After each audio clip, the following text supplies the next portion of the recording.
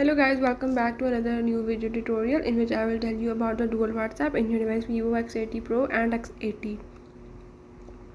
So if in this device you want to enable the dual WhatsApp, or you can say the clone WhatsApp, like you already have one WhatsApp but you want to download another one, you can easily do this by the methods I will show you.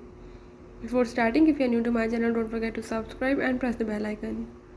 Follow the steps and watch the complete video and you will learn how you can install the dual WhatsApp in your device. Let's watch the video.